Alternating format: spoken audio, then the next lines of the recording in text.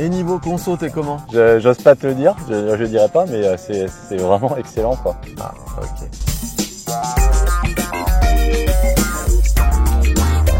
Bonjour et bienvenue sur la chaîne EV. Aujourd'hui, Ioniq 28 Challenge. On va essayer de mesurer les consommations et calculer les autonomies de la Renault 5. Donc Alex n'est pas là parce qu'Alex, il est en train de rendre sa Maserati. La Maserati qu'on lui a prêtée, mais je crois que dans sa tête, c'était sa Maserati. Je crois qu'il veut pas la rendre en fait. Non, là, il est en train de pleurer. Là, envoyez-lui un petit message sur Instagram, Alex la chaîne EV. On est avec toi Alex parce que là, ça va être un moment très compliqué pour lui. Donc c'est Fabien qui nous accompagne. Fabien, vous l'avez déjà vu sur notre chaîne. C'est le spécialiste Renault de la chaîne en fait parce qu'il a une Mégane et il a essayé la Scénic avec nous. Et aujourd'hui, c'est lui qui va prendre le volant de la Renault 5, ce qui va être super intéressant parce que tu vas pouvoir nous donner tes impressions. Le test qu'on va faire aujourd'hui, il est très court. On va pas détailler toutes les fonctions de la voiture. On l'a déjà fait dans une vidéo qui est passée il y a quelques jours sur la chaîne EV.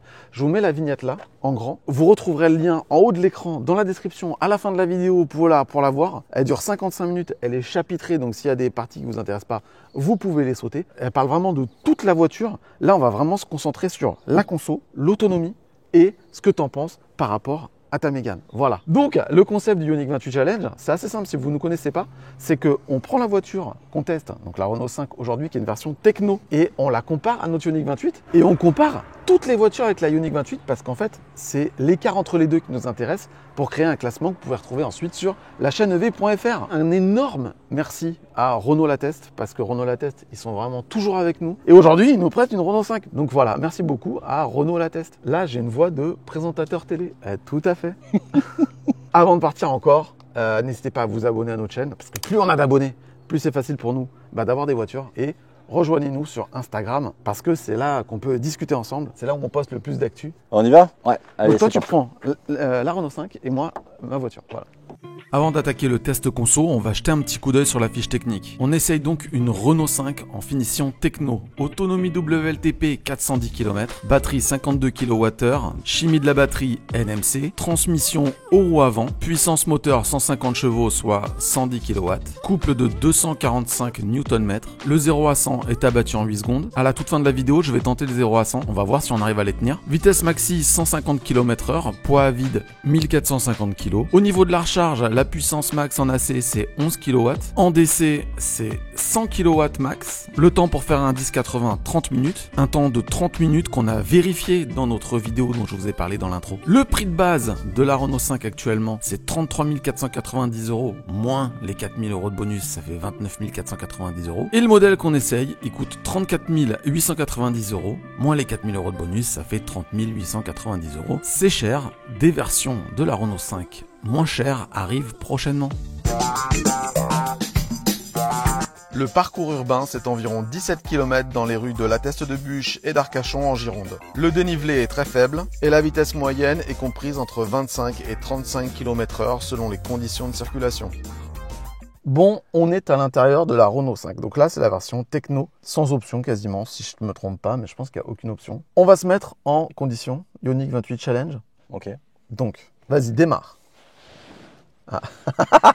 Le réflexe du mec en Mégane. Ah, ça c'est drôle. Là, ok. Donc premièrement, on voit bien qu'on est à 100%. Deuxièmement, donc on se met à 22 degrés. Donc là, on l'est déjà. Donc c'est ici, hein, comme d'habitude. C'est là. Ouais, ça change pas ça. On monte, on descend. Ça c'est comme chez toi, sauf qu'il n'y a plus qu'une zone. En auto, ici, donc on monte. On va se mettre en soft pour pas que ça fasse trop de bruit pour les micros. Donc le mode, on va se mettre en mode normal, donc confort. Donc voilà, t'appuies là. Ok. Confort. Il y a un truc qui m'épate, c'est que normalement il y a marqué Renault 5 là, et donc peut-être qu'en version techno t'as pas le Renault 5. Et dernière chose, on conduira en mode B, donc celui qui a la plus grosse régène. Donc là c'est quand tu descends une fois t'es en D, quand tu descends une deuxième fois t'es en B. Okay. Si tu redescends encore une fois t'es en D, si tu redescends encore une fois t'es en B, si tu redescends encore une fois t'es en D. Ok, j'ai compris.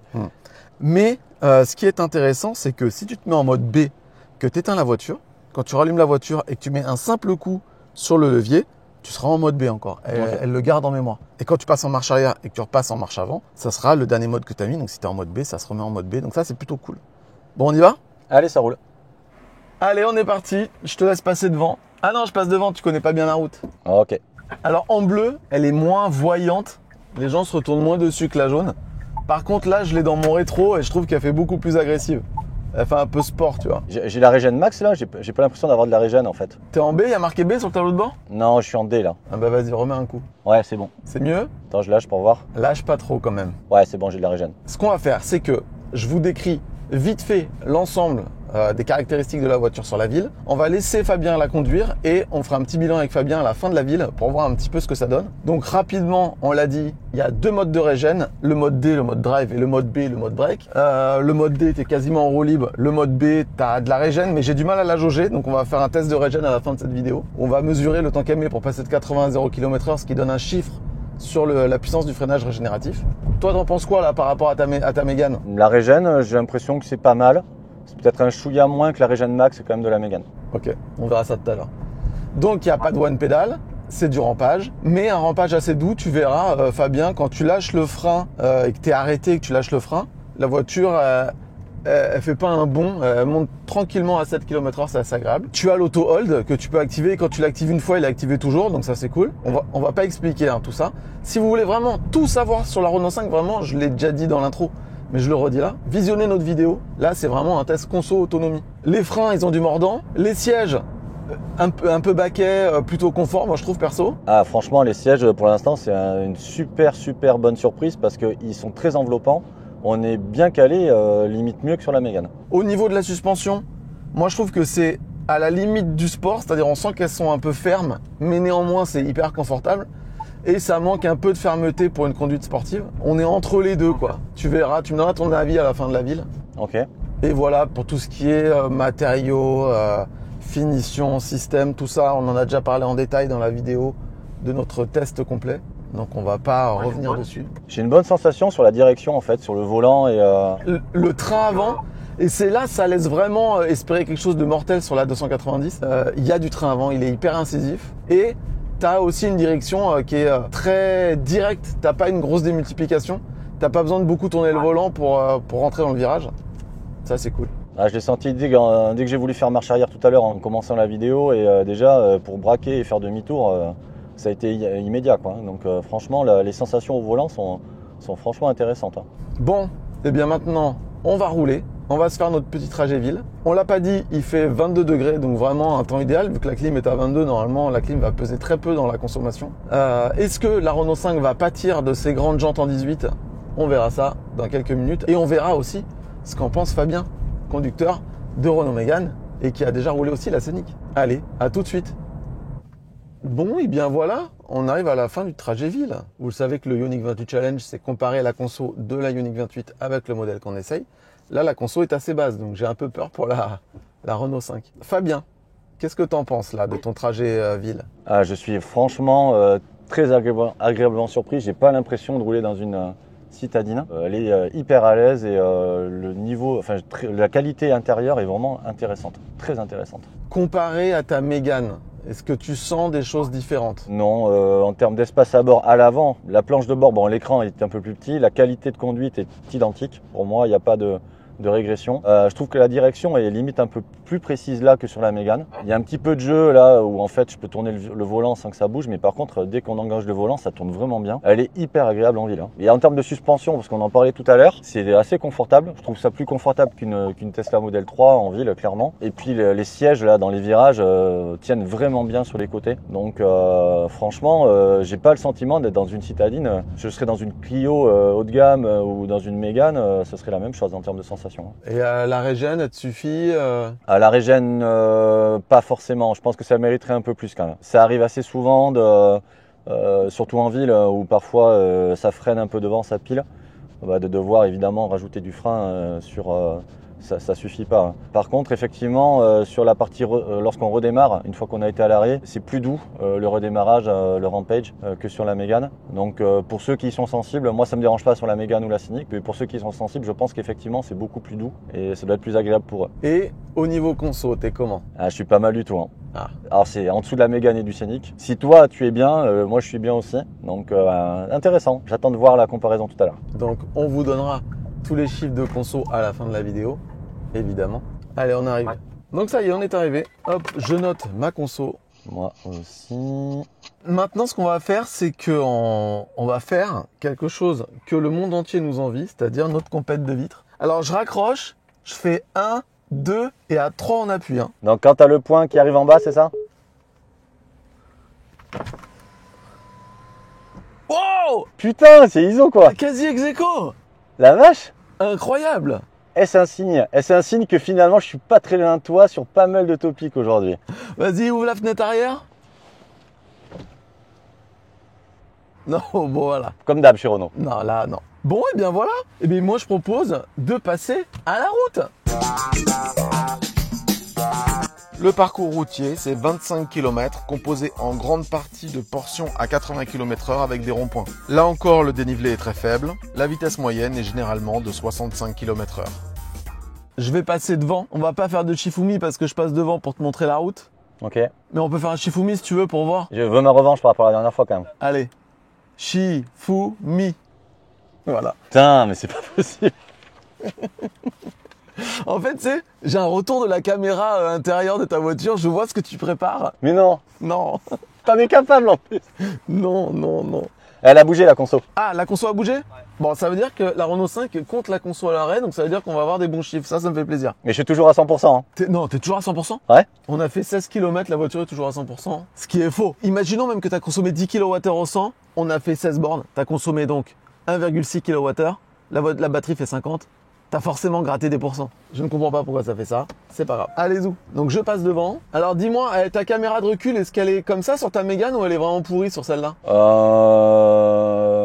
Je pense que la qualité est un peu meilleure sur la Mégane. Par contre, ce qu'il y a de bien là, c'est que l'angle a l'air assez large. Donc on voit vraiment bien derrière. Parce que moi, ça m'a choqué. La première fois que j'ai vu cette caméra, je me suis dit, mais ils récupèrent les caméras des appareils photo Play School des gosses d'occasion pour les utiliser. C'est pas possible. La qualité était horrible. Même ma Ioniq 28 qui a 10 ans presque, la qualité est mieux, c'est fou. Bon, elle a pas 10 ans ma voiture, j'ai été trop loin. Bon, on part sur la route. Alors normalement sur la route on explique plein de trucs. Mais là on a déjà tout expliqué lors de notre essai que je vous rappelle. Bon je vais arrêter parce que c'est un petit peu relou si je le dis toujours. Hop, on se met au régulateur à 80. Donc il y a un régulateur adaptatif sur la Renault 5 dès la version techno. Régulateur adaptatif avec le bouton de synchronisation au panneau, donc ça c'est cool. Par contre elle s'adapte pas automatiquement et elle s'adapte pas au rond-point, etc.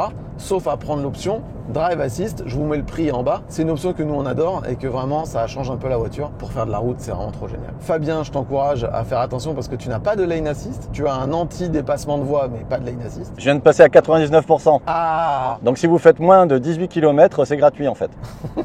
Et je voulais juste dire un truc par rapport aux aides à la conduite, avant de vous laisser tranquille et de se retrouver à la fin de la route. On l'a pas vu lors de notre essai, quand on a fait l'essai sur l'autoroute avec Alex. La Renault 5 n'a pas de volant capacitif, mais le volant il est tellement sensible qu'on l'a même pas remarqué en fait. Ça n'est pas vraiment un problème. Bon allez, on se retrouve à la fin de la route pour les impressions de Fabien et les consommations. À tout de suite. Bon, eh bien, on arrive à la fin du trajet route. Alors, Fabien, est-ce que tu es toujours sur ton petit nuage? Franchement, tu vois, même les petites accélérations sur la voie d'insertion, là, etc. Le train avant est vraiment très très sympa. Ça reste très confortable. Pour l'instant, ouais, je suis toujours sur le nuage et la vie reste très très positive. Alors, il y a beaucoup de gens dans notre vidéo YouTube qui ont dit que vu qu'on était français, on était chauvin et sûrement sponsorisé par Renault pour dire que des adjectifs positifs. On est d'accord que c'est quand même une bonne bagnole. Ouais, pour moi, j'ai pas l'impression de conduire une citadine. Hein. Je le redis, hein. C'est très très bien. Hein. Et niveau conso, t'es comment? Franchement, j'ose pas te le dire, je dirais pas, mais c'est vraiment excellent quoi. Ah, ok. Alors attends, reste là un petit peu, t'engages pas encore, je vais me garer et toi tu vas me dire le diamètre de braquage pour te garer à côté de moi si t'es content ou pas. Vas-y, viens. Moi je trouve que c'est très très agréable le diamètre de braquage pour manœuvrer en ville. Je me gare à ta gauche? Tu te gares où tu veux en suivant le diamètre de braquage. Ça tombe quand même. Ouais, ça tombe vachement bien. Donc on est sur des pneus Eco-Contact Continental en 18 pouces, voilà. Et donc tu as les jantes. Ah putain, je sais plus. Non, je crois que tu as les jantes de l'Iconic. Donc tu as les jantes en option, je crois. Je sais plus, mais ils m'ont embrouillé Renault avec leurs jantes là. Donc c'est celle de la Techno. Non, je pense que ça, c'est les jantes de base. Je ne sais plus du tout. Bref, on s'en fout. Allez, l'autoroute. Le parcours autoroutier, c'est environ 90 km en aller-retour sur l'A660 et l'A63 en direction de l'Espagne. Là aussi, le dénivelé est très faible, le point d'arrivée est à la même altitude que le point de départ. La vitesse moyenne est généralement comprise entre 110 et 120 km/h. Eh bien, c'est parti pour l'autoroute. Et là, bon, je pense que c'est le chiffre que tout le monde attend, en fait, l'autoroute. Disons que c'est le chiffre où tu vas certainement creuser l'écart avec moi, clairement. Oui, parce que, en fait, c'est là où peut-être son plus gros défaut, c'est-à-dire une consommation sur autoroute un petit peu élevée, qui fait qu'elle a un rayon d'action un petit peu faible, avec les 30 minutes de charge en 10,80. Ça peut être, voilà, un peu limite pour faire de la route. On va voir ça. T'as quoi comme taille de jante, toi, sur la Ioniq 28? Du 16. Ah oui. Donc, la Renault 5 est équipée d'un planificateur Google, en tout cas dans les versions techno et iconiques. Donc ça, c'est très pratique quand on fait des longs trajets. Préconditionnement de la batterie automatique dès qu'on pointe une bande de recharge sur le GPS ou qu'on utilise le planificateur. Un 10,80 en 30 minutes, ce qui fait que c'est pas génial, mais c'est pas nul non plus. C'est au niveau de toutes ses concurrentes. Un GPS qui indique le pourcentage à destination. Voilà, encore une fois, on a toute une partie autoroute dans la vidéo de présentation de la R5 dont je vous parle depuis le début. Allez la voir. Nous, on se fait juste le petit trajet là, 90 km aller-retour, et on va voir ce qu'en pense Fabien et surtout combien ça consomme. Ça marche. À tout de suite. Bon, et bien là, on a fait la moitié de l'autoroute. Donc on va faire demi-tour. Et là, pour pas qu'il y ait un avantage aérodynamique, vous le savez si vous suivez la chaîne. Et si vous suivez pas la chaîne, abonnez-vous, rejoignez-nous. On fait plein de vidéos super cool. Là, on va faire demi-tour et Fabien va passer devant. Comme ça, c'est pas lui toujours derrière moi. Là, c'est moi qui vais me mettre derrière lui. Ça change. Dans un couple, c'est important, il faut souvent changer. T'as changé de partenaire d'ailleurs aujourd'hui. Voilà, déjà. Et en plus, avec le nouveau partenaire, je change de position. Donc vraiment, halte à la routine, quoi. Et voilà. Et là, il y a Fabien qui passe. Putain, Pierre Gasly. C'est ça. Voilà, bam, regarde ça.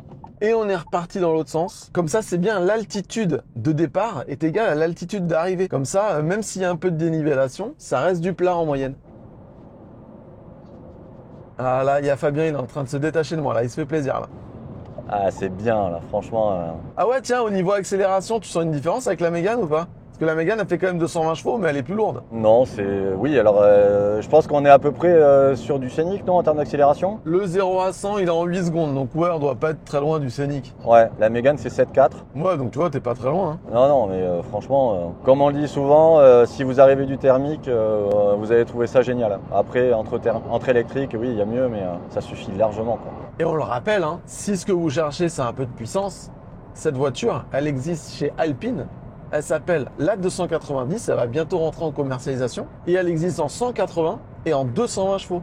Avec des trains roulants améliorés et des sensations normalement plus sportives. Malheureusement, on l'a pas essayé et on n'est pas invité par Alpine à l'essai. Bonjour Alpine, on serait intéressé. Bon allez, on continue, à tout de suite.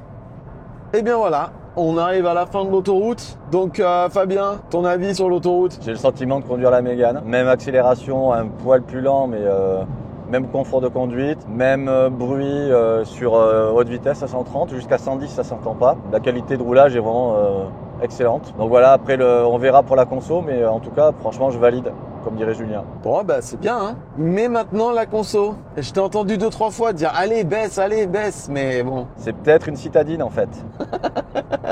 Et peut-être que sa jolie bouille ne rime pas avec CX. Et ouais, malheureusement. On verra. On verra ça dans quelques minutes dans la vidéo. On se dit pas les consos, on va se faire un reveal final. Moi-même, je sais même pas combien elle a consommé pour l'instant. Je suis dans le flou absolu. Sur une partie du parcours, je pense qu'il y a pas mal de gens risquent d'être surpris. Allez, on sort là. Alors là, j'ai coupé le mode B, le mode B, le mode B. Je freine qu'avec le mode B là. Ouais, j'ai l'impression que tu as la même régène que la Ioniq 28. On va faire le test de régène tout de suite dans la vidéo. Et moi, je m'avance sur un pronostic. Je dis 165 mètres pour passer de 80 à 0 km/h. Moi, je dirais 150. 150, c'est ma Tesla. Et moi, je pense que ça régène un peu moins fort que ma Tesla. Tiens, tu veux tester un truc? Tu fais véhicule, stationnement main libre. Parking main libre, ouais. Voilà, vas-y, active-le. Et vas-y, longe le côté gauche là. Vas-y, rapproche-toi de ce côté gauche. Et dès qu'il te voit une place, et ben vas-y, on va tester. Et là, il va se passer quoi? Normalement, à un moment, elle te dit j'ai vu une place. Pour l'instant, il dit rien. Ah, ça y est, stop. Allez, vas-y. Passer la marche arrière, il me dit. Ok. Reculer.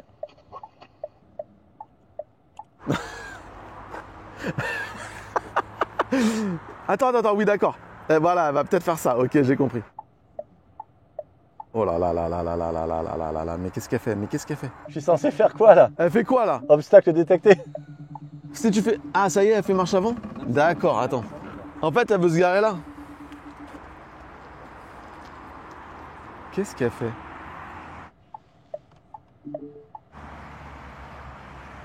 Non mais elle fait n'importe quoi là. Mais non, mais là, elle veut se garer dans l'herbe. Non, ben oublie, hein. C'était pas concluant. Non, clairement. Oh, ma conso, malheureux. Bon, le parking auto de la Renault 5, c'est un échec. Donc maintenant, on fait le test de régène. Ensuite, on va la brancher pour calculer l'écart à la recharge. On va calculer combien elle dit qu'elle a consommé sur l'ensemble des trajets. On va la rebrancher, la remettre à 100% et puis on va voir combien la borne réinjecte dans la voiture. Ça crée un petit écart. C'est l'écart à la recharge. Ça peut être les pertes du chargeur comme un mauvais calibrage de la consommation au tableau de bord. Et puis après, on vous donne les consos. Et moi, je suis pressé parce que je ne les connais pas. Donc à tout de suite. Test de régène, c'est parti.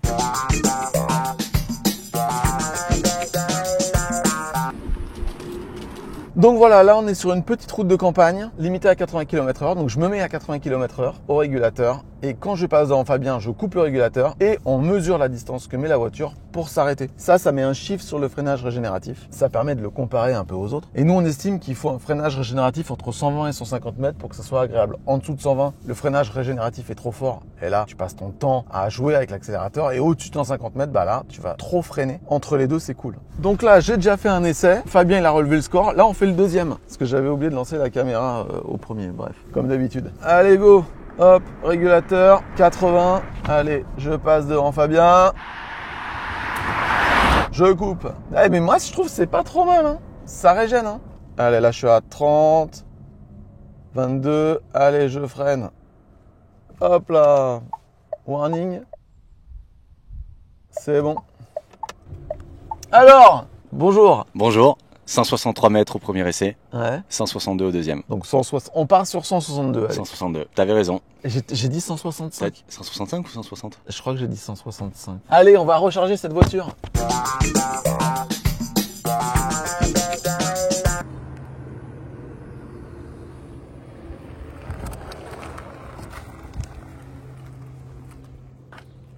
D'accord. Non, parce que sinon la place elle est là. Hein. Et voilà un homme heureux, il a conduit une Renault 5. On la charge? On la charge. Allez. Bon, la prise, on l'a déjà décrite dans la vidéo dont je vous parle depuis le début. Allez, on la met à charger. Je badge. Donc maintenant, on va regarder combien la borne réinjecte dans la voiture pour la remettre à 100%. Et on va voir quelle est la différence entre ce que la voiture nous indique avoir consommé et ce que la borne a rechargé. Et comme ça fait l'écart à la recharge. Et ça compte vraiment pour le classement. Et si vous voulez une borne comme ça chez vous, ou alors une simple prise renforcée pour recharger votre voiture, eh bien rendez-vous sur la chaîne EV.fr, rubrique pose de borne. Il y a un petit formulaire, vous le remplissez, vous décrivez exactement ce que vous voulez. Et nous, on va vous mettre en relation avec jusqu'à 3 artisans de votre région qui vont se déplacer chez vous pour vous faire des devis. Vous serez libre de choisir ou pas un de ces artisans. Mais surtout, ne signez jamais avec un artisan sans avoir comparé les prix avec un deuxième, c'est important. Bref, vous aurez 3 devis pour une installation de borne. Vous paierez le juste prix de l'installation. C'est rapide, c'est gratuit, sans engagement. C'est sur la chaîne EV.fr, rubrique pose de borne. Allez hop, les consos, j'ai envie de savoir. C'est parti. Bon, c'est l'heure des consommations, les amis. Ça rigole plus, je ne sais pas quelles sont les consommations de la Renault 5. Je suis vraiment très impatient de savoir. D'abord, je voulais vous demander quel bleu vous préférez. Est-ce que vous préférez le bleu foncé ou le bleu auto-tamponneuse? Pour ceux qui ont connu un petit peu la période Clio Williams, c'est vrai que c'est le bleu de la Clio. Putain, ça s'y là, rappe. même avec les jantes dorées. Et tu sais ce que je vais faire là? Regarde. Je vais prendre une photo et je vais mettre les jantes en doré. Parce qu'en plus, il y a le jonc doré là. Non, franchement, il y a moyen. Hein. Donc aujourd'hui, on était dans des conditions de malade mental. Donc franchement, les consommations ne peuvent pas être mieux que ça. Cela dit, j'ai déjà fait des consommations mieux que ça. Donc ce que je dis, c'est un peu de la merde. Alors, je voudrais préciser un truc avant de donner les résultats. Les consommations qu'on a eues aujourd'hui, c'est des consommations sur notre chemin qui est plutôt plat, avec un temps clément, etc., etc. C'est peut-être pas les consommations que vous aurez vous-même dans la vie de tous les jours. Néanmoins, ce qui est intéressant dans notre protocole, c'est qu'on compare les voitures entre elles. Ok, peut-être que vous n'aurez pas les mêmes consos, mais si on trouve qu'elle consomme moins qu'une Mini, bah, elle consommera toujours moins qu'une Mini normalement. Voilà, je voulais le dire, je trouve ça important. Donc on attaque par la ville. On a fait 16 km. C'est ça. L'Ioniq 28 a consommé 8,6 kWh au 100. Ok. Moi, j'ai fait 10,4. Putain, Franchement, c'est top. Hein. c'est excellent. Et j'étais sous les 10 assez longtemps. Ouais. On a essayé de pas trop se communiquer la conso pendant la. Non, mais je sentais quand même conduite. que tu frétillais. Mais que j'avais jamais vu ça. Sous 10. Je sentais tes fesses frotter sur le siège de frétillage. Ah ouais, t'as des bons micros en fait. Hein. Et j'ai des bonnes oreilles. Ouais. L'écart de consommation entre les deux voitures s'affiche là, environ. Sur votre écran. Allez, on passe à la route. Alors là, la route, je sais que Fabien, il est chaud bouillant. On a fait 25 km à 65 km/h de moyenne et j'ai consommé 10,1. J'ai consommé, tiens-toi bien, 10,7. Putain, sur la route. Donc- J'étais scotché, quoi. c'est très bien. Ouais. C'est très très bien. Je le répète, on est dans des conditions Ouais. excellentes. C'est-à-dire qu'il faisait la même température dehors que la température demandée dans la voiture. C'est déjà bon. Et l'autoroute. Et là par contre, fais-moi le malin. Clairement. Là, ça se voit. Et c'est ce que vous attendez tous. Alors, l'autoroute, eh ben moi, j'ai consommé 15,5. Et moi, j'ai fait 20,1. Voilà. Donc maintenant, qu'est-ce qui va se passer? On va passer tout ça à la moulinette et on va vous expliquer comment on calcule les consommations et les autonomies selon notre protocole. Et on va voir quelles sont les autonomies définitives de cette Renault 5, en particulier sur l'autoroute, parce que c'est un peu là que le bas blesse. À tout de suite. Alors comment on calcule les résultats de consommation et d'autonomie officiels selon notre protocole? C'est très simple. On fait les moyennes des consommations de la Ioniq 28 depuis le début de nos essais, c'est-à-dire 37 essais plus celui d'aujourd'hui. Ça donne 9,3 en ville, 10,2 sur route et 16,3 sur autoroute. Et on applique à ces moyennes les pourcentages d'écart relevés aujourd'hui, à savoir plus 21 en ville, plus 6 sur route et plus 30 sur autoroute. Ça donne les consommations suivantes, 11,3 en ville, 10,8 sur route et 21,3 sur autoroute, et une conso mix de 14,4. Au niveau des autonomies, ça donne 460 km en ville, 481 km sur route et 244 km sur autoroute de 100 à 0%, mais surtout 171 km entre deux bornes de 80 à 10%, parce qu'on recommande de ne jamais charger au-delà de 80% sur des chargeurs rapides, parce que c'est trop lent au-delà de 80%. 171 km sur autoroute entre deux bornes, et ben c'est pas si mal en vérité pour une citadine. C'est mieux par exemple qu'une Jeep Avenger ou une Peugeot 208, mais c'est moins bon que la Zoé. Donc on a mis la voiture à recharger. Pendant tout le trajet, on a consommé 24,64 kWh et la borne nous indique avoir réinjecté 28,37 kWh, ce qui fait un écart à la recharge de 15,1%, qui est plutôt un bon chiffre, en tout cas bien meilleur que la Zoé avec son chargeur 22. Donc ça, c'est plutôt un bon point. Quand on ajoute aux 14,4 kWh au 100 de conso mix cet écart à la recharge, ça fait une conso à la borne de 16,6 kWh au 100. Et ça place notre petite Renault 5 en 12e position sur 38. C'est quand même pas mal. Et justement, le classement, le voici. La Renault 5 est en 12e position. Elle est devant la i208 avec 1 kWh au 100 de moins, mais derrière la Mégane en supercharge, c'est-à-dire 7 kW, parce que la Mégane consomme moins sur autoroute. On passe au temps pour faire 1000 km. Donc pour faire 1000 km, il faudra à la Renault 5 arrêts recharge et 2h45 de charge, pour un temps total de 11h27 de trajet. Alors certes, c'est pas génial, mais en même temps c'est que 18 minutes de plus qu'une Mégane et seulement 2 minutes de plus qu'une Kia e-Niro. Au niveau de la vitesse de recharge, que l'on compte en kilomètres récupérés par heure de charge sur une borne haute puissance, on arrive au chiffre de 342 km récupérés par heure. Alors c'est un peu moins bien que la Mégane E-Tech, on le voit, mais c'est mieux qu'un Kia Niro EV ou qu'une Peugeot 208. Bref, elle se classe 25e. Au niveau des coûts à la recharge, bah là c'est plutôt pas mal, 3,30€ les 100 km, ça c'est cool. Et sur autoroute au tarif de 59 centimes le kilowattheure, eh ben ça vous reviendra à 12,60€ les 100 km. Ça c'est un petit peu cher, normal, elle consomme un petit peu trop pour son gabarit. Et enfin on va passer au freinage régénératif. La Renault 5 a mis 162 mètres pour passer de 80 à 0 km/h en mode B. Ça sort un peu de notre fourchette de 120 à 150 mètres. Renault peut mieux faire à ce niveau-là. Voilà, vous pouvez retrouver tous ces classements mis à jour et en entier sur notre site, lachaînev.fr. Bon, et bien voilà, cette vidéo est terminée. J'espère qu'elle vous a plu. Si elle vous a plu, n'hésitez pas à la liker. C'est un petit bouton et ça fait super plaisir. Fabien, merci. Dès qu'il y a une nouvelle Renault, je t'appelle. Ah bah n'hésite pas. Hein. La Twingo. Une Alpine par exemple. Oh, alors l'Alpine, je sais pas pourquoi. Je sens que Alex va se libérer. Ah Je d'accord. sens qu'il se rendra disponible d'une façon ou d'une Mais autre. tu peux très bien ne pas être dispo toi. Je serai toujours disponible. Encore un grand merci à Renault Lateste de nous avoir prêté la voiture pour cette journée. C'est vraiment trop cool. N'hésitez pas à dire en commentaire ce que vous pensez des consommations de cette voiture. On peut dire que c'est une voiture faite pour la ville. Ville nationale, franchement c'est son royaume. Hein. Voilà. Bon, et bien à la prochaine sur la chaîne EV pour une nouvelle vidéo. Merci Fabien encore une fois. À ta disposition. Allez, salut. Salut à tout le monde.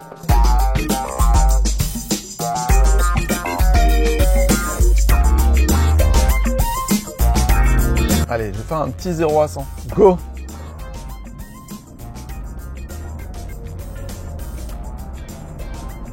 Ah, c'est lent, hein. Allez, allez, allez. 100.